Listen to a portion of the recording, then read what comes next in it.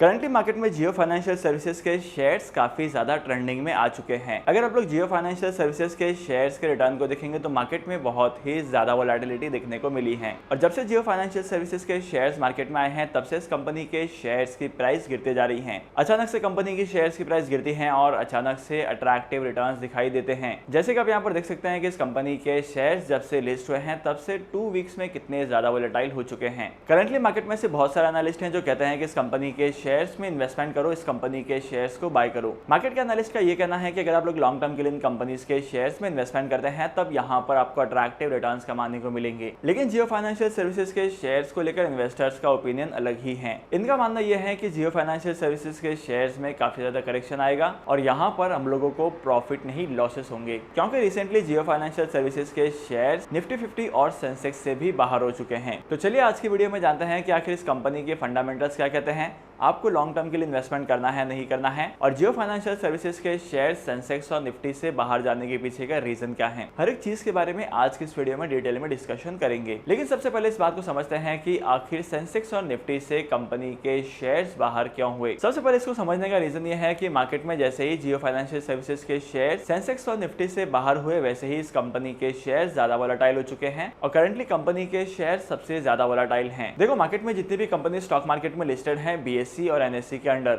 मतलब सेंसेक्स और निफ्टी 50 का पार्ट है, वो कंपनी अगर अपने किसी बिजनेस को डिमर्ज करती है और मार्केट में उस कंपनी के शेयर्स लेकर आती हैं तो बाय डिफॉल्ट उन कंपनी के शेयर जो है वो सेंसेक्स और निफ्टी का पार्ट बन जाते हैं और आने वाले टाइम पीरियड में इन कंपनीज के शेयर सेंसेक्स और निफ्टी में होंगे कि नहीं होंगे ये बात डिपेंड करती है कंपनी के शेयर्स की परफॉर्मेंस पर। अगर आप लोग जियो फाइनेंशियल सर्विसेज की परफॉर्मेंस को देखेंगे तो मार्केट में जियो फाइनेंशियल सर्विसेज के शेयर्स गिरते ही जा रहे थे और यहाँ पर अपने इन्वेस्टर्स को नेगेटिव रिटर्न्स दे रहे थे। इसके अलावा अगर आप लोग कंपनी के मार्केट कैपिटलाइजेशन को ऑब्जर्व करेंगे तो कंपनी का मार्केट कैप भी कम होते जा रहा था और स्टॉक मार्केट में निफ्टी और सेंसेक्स में उन कंपनीज के शेयर्स को इंक्लूड किया जाता है जिनका मार्केट कैपिटलाइजेशन स्ट्रांग हो और इसी के साथ साथ इनके शेयर्स की रेवेन्यू की ग्रोथ भी अच्छी हो। मतलब ओवरऑल अगर कंपनी का बिजनेस अच्छा है और कंपनी का मार्केट कैप सही है तभी इन्हें सेंसेक्स का पार्ट रखा जाता है या निफ्टी का पार्ट रखा जाता है। लेकिन जियो फाइनेंशियल सर्विसेज के शेयर्स ने नेगेटिव परफॉर्म किया, अपने इन्वेस्टर्स को नेगेटिव रिटर्न दिए और कंपनी के शेयर्स पर लोअर सर्किट लगते जा रहे थे। जब भी कोई कंपनी मार्केट में लिस्ट होती है तो सबसे पहला रूल ये है कि कंपनी का जो लोअर सर्किट है वो 5% का होगा। मतलब नई कंपनी में अगर 5% तक का करेक्शन देखने को मिलता है, कंपनी के शेयर 5% ग्रो कर जाते हैं या कंपनी के शेयर्स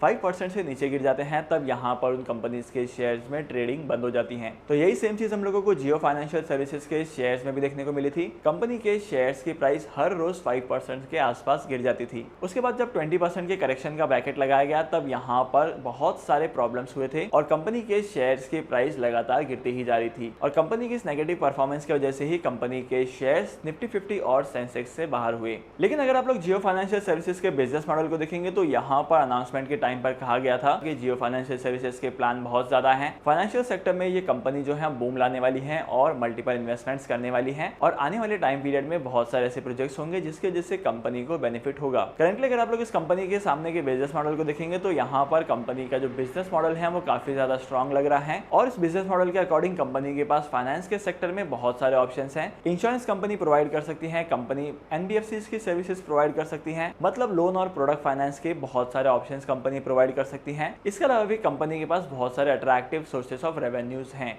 लेकिन फिलहाल अभी भी मार्केट में क्लियर नहीं हो पाया है कि इस कंपनी का बिजनेस मॉडल क्या होने वाला है और कंपनी का मेजर इनकम कहां से आने वाला है, क्योंकि करंटली कंपनी के सामने बहुत सारे बिजनेस और फाइनेंसेस के ऑप्शन हैं। तो ओवरऑल कंपनी के बिजनेस मॉडल और कंपनी के रेवेन्यू की बात की जाए तो यहाँ पर ये थोड़े बहुत स्ट्रॉन्ग हैं। लेकिन जियो फाइनेंशियल सर्विसेज मार्केट में अभी लिस्ट हुई है और रिलायंस कंपनी से अभी डिमर्ज हुई है। तो इस कंपनी के शेयर्स का एक्चुअल वैल्यूएशन क्या होनी चाहिए, इस कंपनी के शेयर्स की प्राइस से आप क्या एक्सपेक्टेशन कर सकते हैं, कितने ज्यादा रेवेन्यूज आपको कमाने को मिलेंगे। फिलहाल इन सभी बातों का कोई भी क्लियर आंसर नहीं है। लेकिन अगर आप लोग जियो फाइनेंशियल सर्विसेज में इन्वेस्टमेंट करते हैं तो आपको लॉन्ग टर्म के लिए इन्वेस्टमेंट प्लान करना है, क्योंकि शॉर्ट पीरियड ऑफ टाइम में यहाँ पर आपको रिटर्न्स कमाने को मिलेंगे लेकिन उतने ज्यादा रिटर्न्स नहीं कमा पाएंगे, क्योंकि अभी तक जो जियो फाइनेंशियल सर्विसेज का बिजनेस है वो रिलायंस के साथ ही ऑपरेट होता था। अब जियो फाइनेंशियल सर्विसेज के बिजनेस के अलग होने के बाद यहाँ पर जियो फाइनेंशियल सर्विसेज के मार्केट पोटेंशियल के बारे में और इस कंपनी के शेयर्स के बारे में आपको इन डेप्थ में पता चलेगा। तो अगर आप लोग इन्वेस्टमेंट करना चाहते हैं तो आपको लॉन्ग टर्म के लिए इन्वेस्टमेंट करना है। शॉर्ट टर्म के लिए फिलहाल मैं नहीं कहूंगा कि आपको इन्वेस्टमेंट करना चाहिए। डीमैट अकाउंट ओपन करने के लिए टॉप 3 ब्रोकर्स की लिंक आपको डिस्क्रिप्शन में मिल जाएगी, वहां पर जाकर आप डीमैट अकाउंट ओपन कर सकते हैं और स्टॉक मार्केट में इन्वेस्टमेंट करना स्टार्ट कर सकते हैं। तो आज के इस इंपॉर्टेंट वीडियो को यहीं पर खत्म करते हैं। मैं आपको मिलूंगा अगली वीडियो में नए टॉपिक के साथ, एक इंटरेस्टिंग टॉपिक के साथ। तब तक के लिए signing off, happy investing and good bye.